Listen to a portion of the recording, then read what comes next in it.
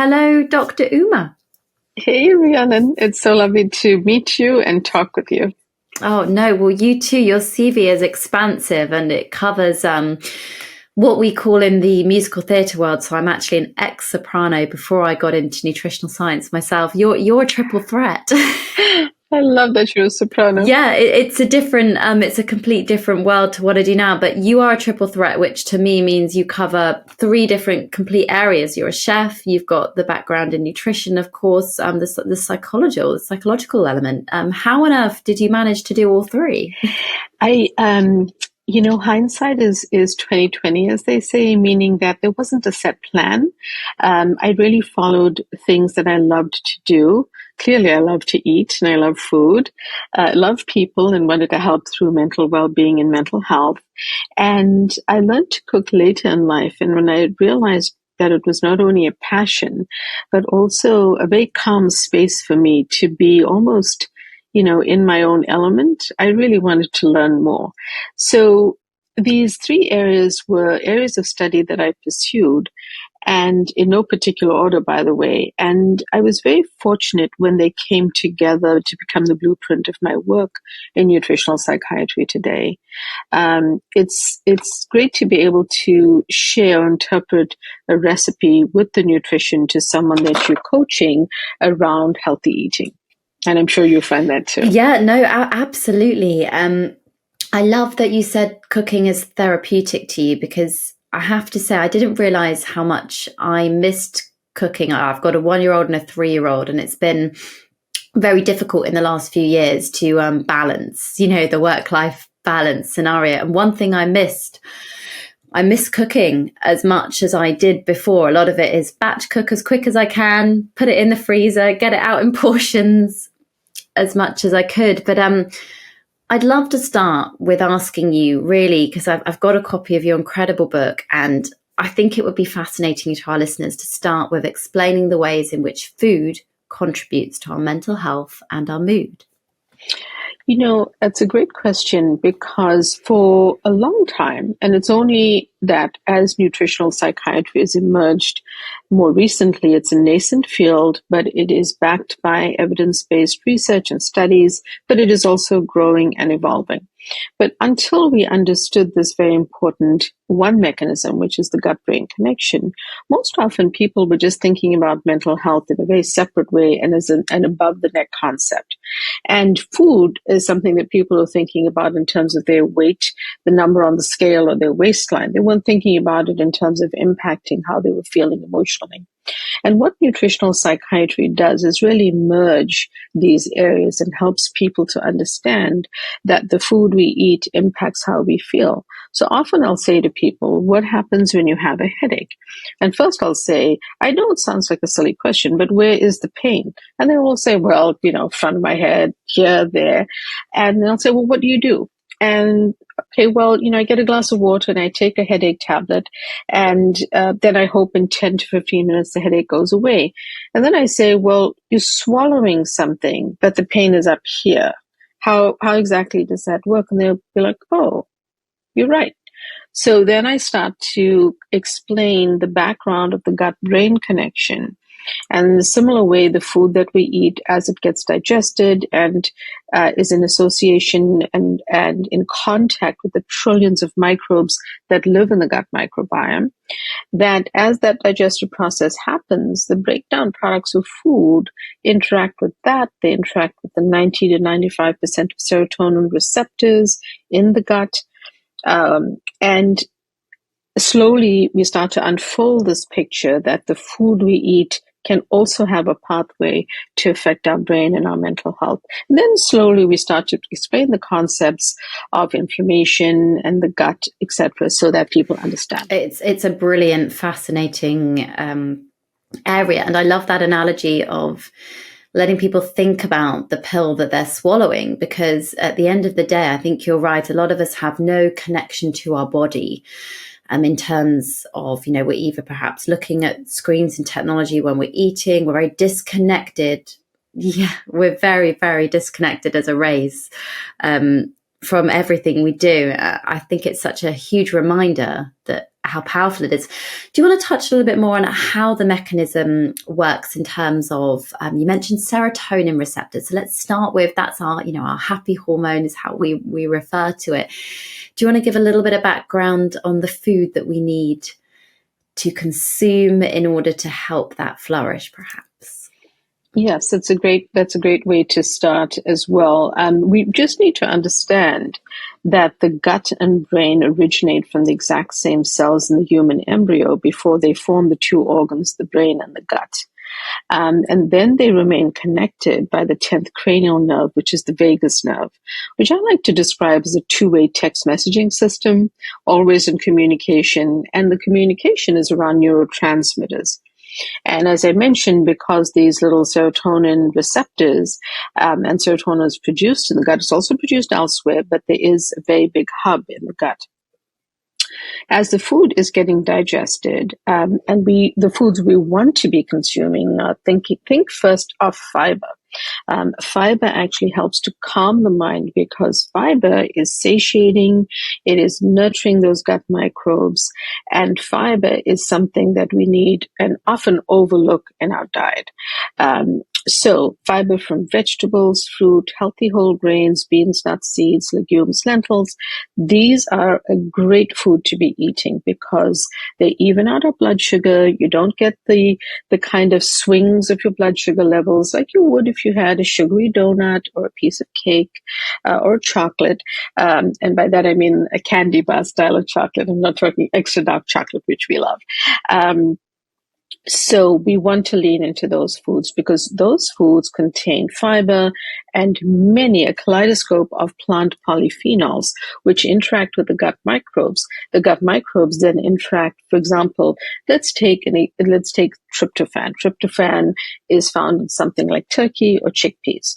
And yet tryptophan really cannot cross the blood-brain barrier. So it needs to interact with those microbes, find a way to get across the blood-brain barrier, and then be converted into serotonin, which we need. So it's all these little tips and tricks that help us fill in the gaps of what happens after we chew and swallow our food. There's a longer story to it that is related to our gut health and our brain health. I adore that answer. Oh, fantastic. The way that the cells divide in the embryo and how they were one before, it makes perfect sense, the connection that we have. And this is why I find it immensely frustrating, I'm sure you do as well as a health professional, to see one food being haloed as a miracle to an answer when the body works in such a complex way. It must be immensely correct. Yeah, frustrating for you. I think we're on the same page about that because, I live in the United States and we're an eat this, not that culture. Meaning, there's a different superfood every day, then goes the marketing, the food, whether it's the food companies or whatever it is.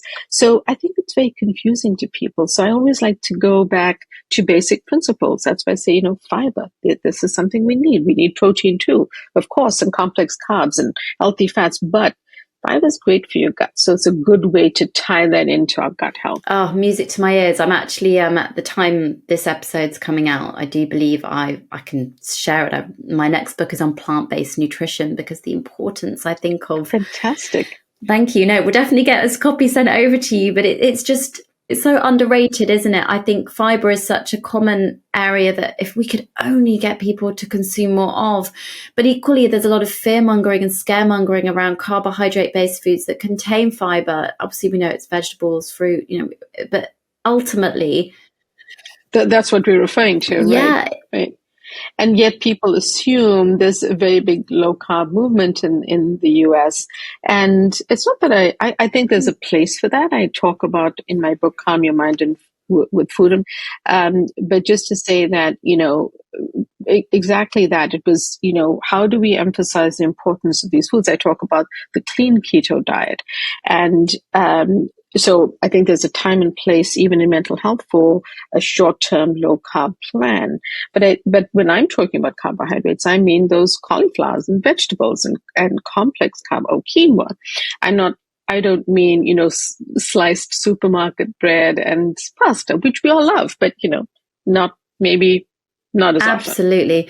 that it's such a difference when we're discussing the types of food. It's all about the quality of the diet. And I think for so many years, in the world of nutrition and health, there's been such a huge number-based focus on calories rather than looking at the actual type of food that we are consuming. How can diets, this is an area I know you touch on, and I think it's so helpful for our listeners, how can it help with a wide range then of psychological and cognitive issues? I mean, we're talking about ADHD, which is much more present in the media now. A lot more people are discussing it, speaking about it, being diagnosed later in life, anxiety, depression, OCD, that there's a wide spectrum there of cases. But do you work on diets for each of those? Yes. So my first book was called The Food-Mood Connection in the UK and called This Is Your Brain on Food in the US, exact same book. And in that book, what I did is I outlined the major mental health conditions, ADHD being one of them. And in each condition, I walk people through the science of the gut microbiome, go deeper than what you and I shared. And then, say, for something like anxiety or depression or ADHD, foods and the science-backed evidence behind why you should eat certain foods and why you should limit or cut back on others, because these certain foods drive ADHD or drive, other conditions or worsen depression. And what are the things you can really embrace and step into? So yes, my clinical work spans all mental health conditions. And I find that working with ADHD can be very, very valuable and meaningful, because small tweaks in the diet, like research has shown, for example, that in ADHD, having breakfast is really helpful in maintaining focus and attention. But the medications that are being prescribed tend to kind of suppress appetite. So often a child taking an ADHD medications, or teen, adolescent, or adult, won't feel hungry. But encouraging a healthy breakfast just as part of that plan, maybe take it along with the medication, is one way to sustain attention throughout the day. So I think it's really important, these little nuances in each mental health condition. If, for example, in a condition like PTSD, it was found that certain natural sources of glutamates in food can actually worsen symptoms. And so I wouldn't ordinarily say to someone, you don't eat miso, but I might say cut back on miso, which is a fantastic fermented soybean paste and a fermented food, great for your gut. But I might be a little cautious in someone who has these symptoms, because it could create an uptick just because it contains some glutamates.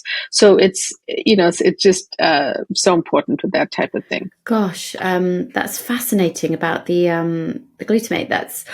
This is just it. And this is what I think, the understanding, or the wider understanding, that there is a lot of nuance with each condition.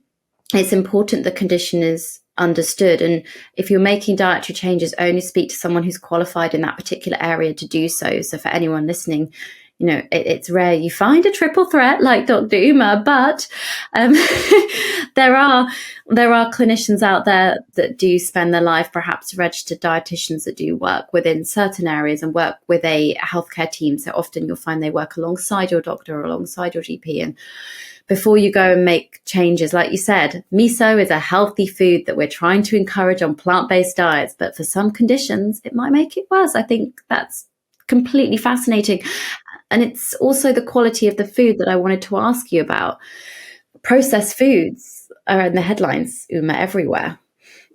They are. If I might just acknowledge what you said and emphasize and reiterate it, because, I think that especially in mental health, I think there's so many voices that can be very confusing to the public.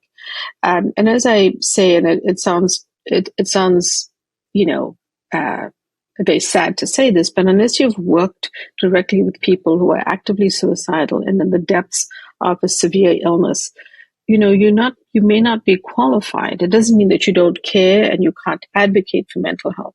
But I think there's a real difference. And I think there's so many good people trying to do good in the world that we do have to separate out where to get the help you need from the opinions that people may be sharing, even with good intentions. But thank you for acknowledging that. So processed foods are everywhere, and it is hard to avoid them.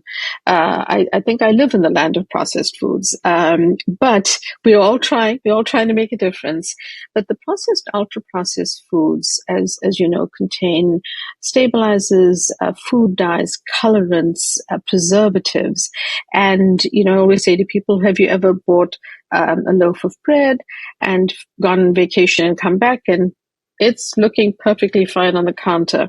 And that is because it's pumped up with a lot of preservative to make it last long.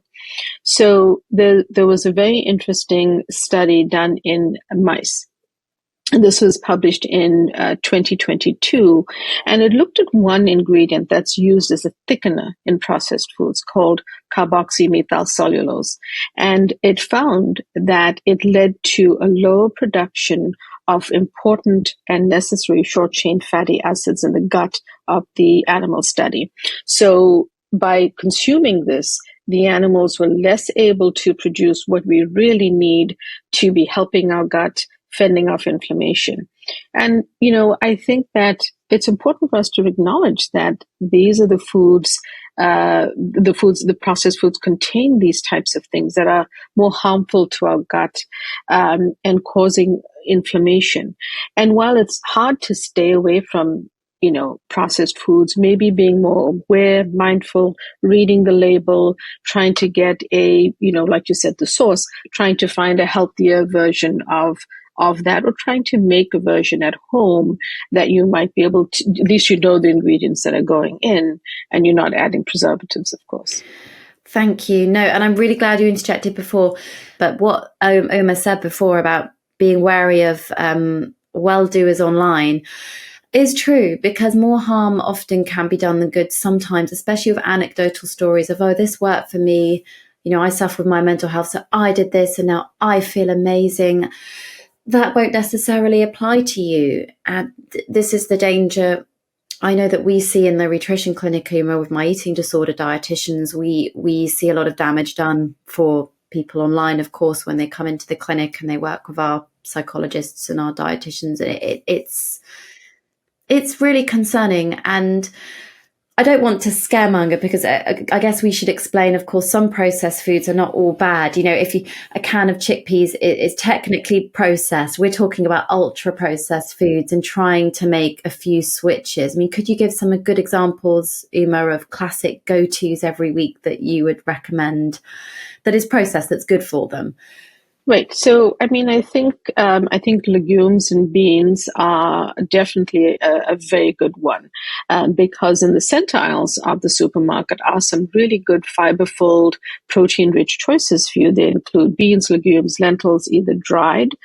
Even one could say the dried legumes are processed to be there. You're not plucking it off a tree, but they've been, you know, they're close to their original form. Same thing with a can of chickpeas. So you just rinse them out and you can use them.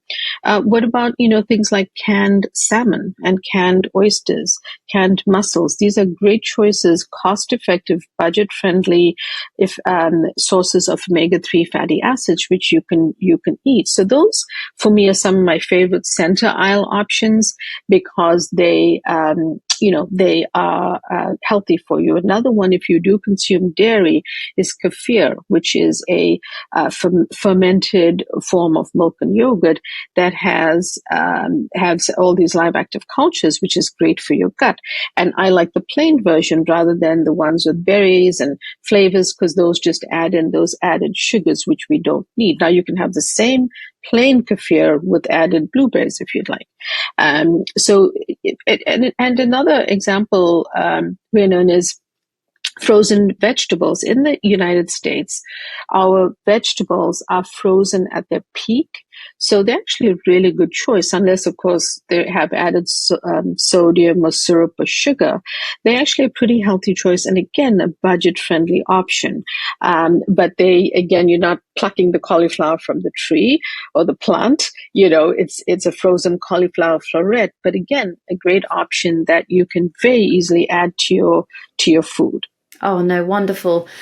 Wonderful suggestions. It's the same in the UK. Frozen fruit, particularly berries, are something that I try and encourage. I think it's expensive at the moment. There is a cost of living crisis, and I think a lot of people are thinking, oh, hang on a minute, isn't processed food cheaper? But actually it is the miscommunication of the definition of the word, isn't it? Like you just said, in terms of the negative associations in the headlines in the papers, all processed food is going to kill you is one of the headlines I've seen, which is awful. Right.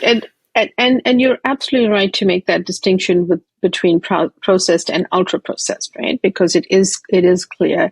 And we know that, for example, ultra processed foods are engineered. Research and development is very intent upon making them almost hijack our cravings. So, we eat a little bit and then we want a lot more of it. So it's important to make these distinguishing factors so that we understand the better foods for us. Thank you. No, absolutely. And if someone listening is saying, right, I'm going to overhaul my diet, I'm going to make such a difference now, I want to see an improvement in my mental health, can you put a time frame on such an improvement as to when people will see results? I know we had the SMILES trials, which was fascinating, but is there a set time frame?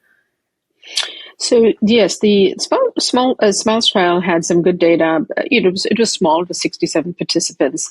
But I do think that this is what I can say from the integration of my research and clinical work, is that I have individuals start a nutritional psychiatry treatment plan in my clinic and contact me after a week and tell me their sleep is improved and they've noticed a difference, or their energy has improved, or they've had a lifting of brain fog, or they're feeling less anxious. And that's my favorite because anxiety is so rife. But I want people to understand this is a marathon and not a sprint. Everyone has a unique gut microbiome, almost like a thumbprint. So your response may take longer or shorter than the next person. On average, people really start to see an improvement between 1 to 3 weeks, but 2 weeks is sort of where you really start to say, oh, I'm doing this consistently. I'm noticing these changes very consistently. My symptoms are starting to uplift. And in other individuals, it could take longer if they're not consistent or they're struggling a little bit to keep up with that. And I think I also want to highlight something you said earlier about eating disorders and in your clinic, because I want people to understand that by absorbing healthier eating habits, we are not necessarily encouraging disordered eating, because as you well know, eating disorders can be lethal in mental health. So we want to be really careful to encourage healthy choices. And what I mean by that is, I think about a nutritional psychiatry plate as how many things can I add in and feel satiated, rather than what do I need to remove. I want people to cut back on those ultra processed foods and extra sugars and chocolates and cake and cookies and all the stuff that are enjoyed. But I also want them to think, how full can my plate be that can be satisfying and colorful and full of fiber and have spices for deliciousness. So yeah, oh no, absolutely. More. What can you get in, not what you can take out, is a fantastic philosophy. And I think it encourages people that are finding it challenging, because I think sometimes the message conveyed is very all or nothing. And that's actually when we want to avoid that mindset, because that's when we start to see a lot of negative behavior patterns. But what are the biggest barriers that you would say to somebody that has poor mental health to change? Because change is difficult, and especially dietary habitual change is hard. I completely agree with that. And I'm a big proponent of the fact that we tend to know what healthy eating is, but it's very hard to implement.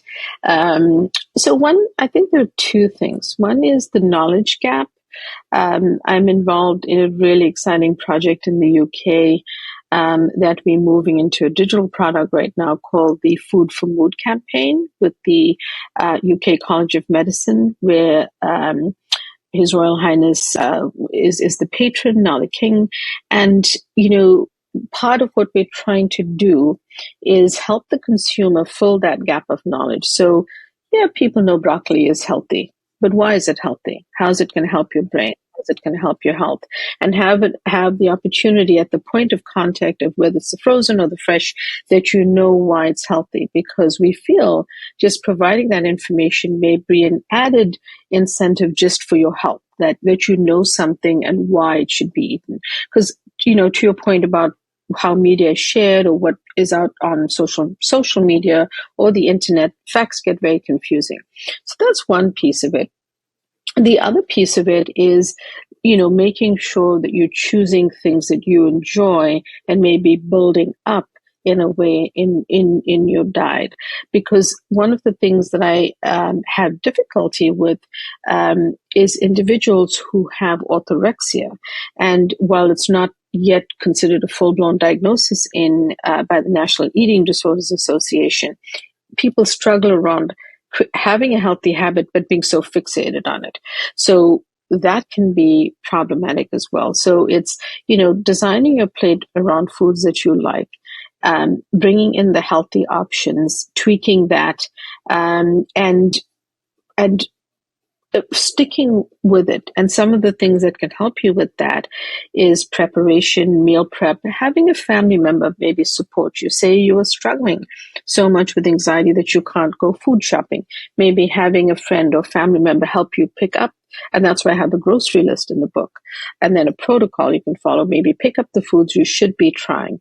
And then, have a friend or prepare some things ahead, just so that you can help yourself along. I don't want people to feel alone or overwhelmed with this, because I think we know, and the Lancet actually published an article showing us that through COVID, anxiety has increased by 25%. 25%. And so the fact that I was seeing it everywhere during COVID in my clinic and as well as everywhere else means we know it's an issue. So how do we not feel overwhelmed with this information, but make it actionable? Some of that is getting that shopping list, getting support from a friend, a family member, a health coach, someone who can really support you through this process. It's a big figure there, isn't it, of increase, and it's worrying. It is worrying. I just think it's impacted everybody, the pandemic, everybody on some level or some degree. It has. It's a minefield. And you mentioned orthorexia. Of course, is that Stephen Bratman? I can't remember the name of the doctor that coined the term orthorexia, but it's definitely something that I don't understand why it's not in the DSM. It to me makes no sense. It really should be, because as you've seen as well clinically, it's very distinctive, and I'm sure it will evolve to be there. But I think awareness, people having an awareness of the term and understanding what it means, is helpful, especially in the field that you and I are in. Yeah. The drive to, there was a movement a long time ago. Well, not a long time ago, actually. Social media is very new. And in the schemes of how that impacts our mental health, gosh, I could go off on asking you questions about that as well, because that is a whole other ballgame. But there's almost too much misinformation out there that it's very hard to decipher what to follow. And I think a lot of people are either driven to follow a very clean, which can delve into or can develop into orthorexia, very all or nothing mindset, where we'll only eat pure foods. Sadly, we've seen the death of an influencer following that type of diet recently in the headlines. And then it can also go the other way with the diet rejection mentality. And you kind of want to find a medium ground where you can see information and take what you need from it. But people don't have the tools to do that. It's not something that they're taught at school. So what would be the advice that you would give to people navigating online advice when it comes to mental health and diet? What are the big red flags, I suppose? I want to start off with a funny story to illustrate this, because I always think we need a bit of a chuckle to lighten our moods and ease our anxiety. And I was asked by a really great media outlet, and this is one of the reasons I'm active in the media if I'm asked, Rhiannon, because I feel like individuals like yourself or myself should be commenting. We have the training, and we can advise people. And I also feel we are not black and white in our opinions. We can highlight the gray zone that most people live in, which is, I'm going to eat some healthy carbs, I'm going to eat a balanced diet, and not give up an entire food group. So I was asked to comment on a healthy habit, drinking water and encouraging water, which hydration and being adequately hydrated fends off anxiety, and people can actually have high anxiety and may not realize that they actually need to be hydrated and be drinking enough water. So I gladly took this up, but it was about a TikTok challenge where influencers were drinking 40 ounces, so very large container of water for the whole day. Good healthy habit. So you may have it in a large container and then sip throughout the day. But they were adding Skittles powder to the water. Skittles is one of the most colorful candies. But the individual was adding apparently there's this powder you can buy, and adding a bunch of that to the water. And it was just amazing how this water craze was taking off on TikTok. But the additives were not berries or citrus. They were these, little packets of different sweets that were concentrated into a powder. So this is an example of you're trying to share something healthy, but it's misguided because you're loading up multiple grams or teaspoons of sugar in there. So, I think that some guidance that I offer to people is, have a well-vetted source for your information. What are the qualifications of the individual that you're getting the information from? When I write any article for media, I hyperlink, which means that I add the link to the research, or the reporter can list the link to the research beneath the article, so that you can actually go and look it up yourself, or you can ask your doctor about it. You can see where the research is at, and you can decide if you agree with it or not. There are a lot of very famous or influential people who have opinions, but ask yourself, they may be very well intentioned, but are they actually qualified to talk to you about mental health, about your nutrition? The fact that they did a particular cleanse or diet or detox, is it really what your body needs? Is it what you should be doing? There are also different patterns of eating. There's intermittent fasting, time-restricted eating, the keto diet, the paleo diet, the plant-based diet. They're all different. There are many, right? There are many. But whatever it is that your dietary pattern is, my ask for you, or my request of you, is have the healthiest version of that. Whatever diet pattern you choose to follow. I'm not going to insist you be one way or another, but I'm going to say, can we cut back on ultra-processed foods? Can we look at the source of where you're getting your foods, the ingredients that you're using? Where can you bump up the spices, your antioxidants, your anti-inflammatory ingredients, and things like that? So I think making sure that you know who is providing the information is critical. And, that's a really important guidance. There are a lot of very reliable, qualified providers online with clinics, like your clinic, or have websites where they provide information. And always just check, who they are, so that you know a little bit about them when you're getting your advice. Oh, that's wonderful. No, thank you. I think it's really helpful for people, because I also think a good sign is someone that holds their hands up and says, look, I don't specialize in this field. You should try looking at this person. And often referrals and working with others, that's why I get to interview amazing scientists and guests like yourself, Uma, because I know that you have so much to offer, and people should have access to the information that you provide with your expertise and services. It blows my mind that you see these TikTok water fasting crazes. It's ironic you said that, because this morning I had one of my friends and clients message me saying, I've just seen the owner of this wrestling bodybuilder championship person saying, I've done an 82-hour water fast. I feel amazing. And under the caption, it said, because I fasted, it can cure cancer. It can do this, and all these awful claims. And I just felt like banging my head on a brick wall. I was like, but it had thousands and thousands of likes, Uma, and thousands of comments of people saying, this is amazing. There's this term. I'm so with you on this. There's this term, and thank you for saying what you did. I do think I also want to acknowledge I don't know everything. I'm frequently wrong, I'm sure, but I try my best. I try to be current with the research. People can always disagree with me, but ultimately it catches up with people, and this is what I am concerned, that people don't get misguided by information, because believe it or not, can also happen from people with authority, but you still have to then tease out the information. Are they very one-sided and only giving you one message? Never eat a leafy green. Never eat this. Only eat that. Or, are they more offering you a complete diet and making choices? No, and that's why, again, it's important to see the right person. Now, we do have, Dr. Uma's, some incredible questions that we've picked out from the Rhitrition listeners on Food for Thought. And I thought they were quite interesting for you, because we've touched on gut health a little bit here, but there's been a lot of stuff in the media surrounding intermittent fasting. And Maddie's question I thought was quite interesting. She said, I've been looking into intermittent fasting, but I'm scared of how it might affect my mood. And I think she sounds like, to me, Maddie just came across as someone that really wants to try something that's being haloed as this amazing diet. I think that intermittent fasting can work for some people.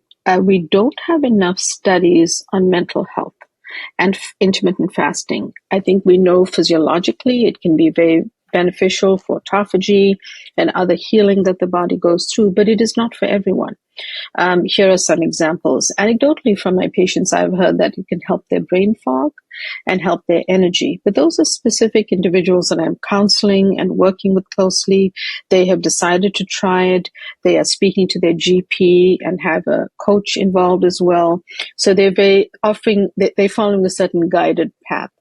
Also, some individuals, some of my patients, need to wake up in the morning and take medications. Intermittent fasting may not be for them, because these medications could impact their blood pressure and other things. So it may be important for them to eat breakfast on that day. So it's not for everyone. Speak to your GP, speak to trained professionals like Rhiannon and her team about whether it's a good option for you. The science behind it is very good, but again, we are moving now in a direction towards personalized medicine, and certainly I'm practicing that in nutritional psychiatry too. Amazing. No, that's a very in-depth and sensible answer. Thank you. And we've got time for one other question, I think, so we must move on to our fact or fiction round. And this one really struck a chord with me. Holly said, my dad, he has Alzheimer's disease, and I'm really worried that I'm also going to get it when I'm older. Is there anything I can do to prevent it? Yeah. Sadly, we don't yet have a cure for Alzheimer's, but we're working hard on it every day.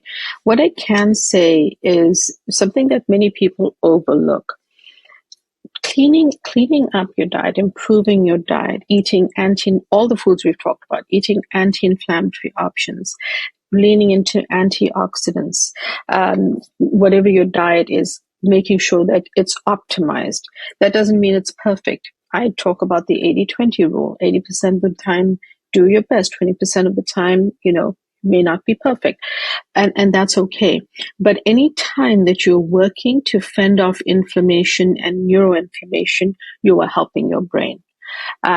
So adding in those antioxidant-rich spices, adding in those colorful kaleidoscope of vegetables, adding in the fiber-filled foods, adding in the omegas. And if it's plant-based, you get those from flax seeds and hemp seeds, the healthy fats from avocado or olive oil. All of these are hugely helpful, and making as many tweaks as you can to healthify your diet. Absolutely. It's all about trying to stay positive and definitely do what you could do. Dr. Uma, we always do a fact or fiction round towards the end of the podcast. Are you ready? I am. Okay, here we go. Dark chocolate is loaded with antioxidants which have been shown to improve mood and gut health. True. And research has shown it. So we're talking about extra dark natural chocolate.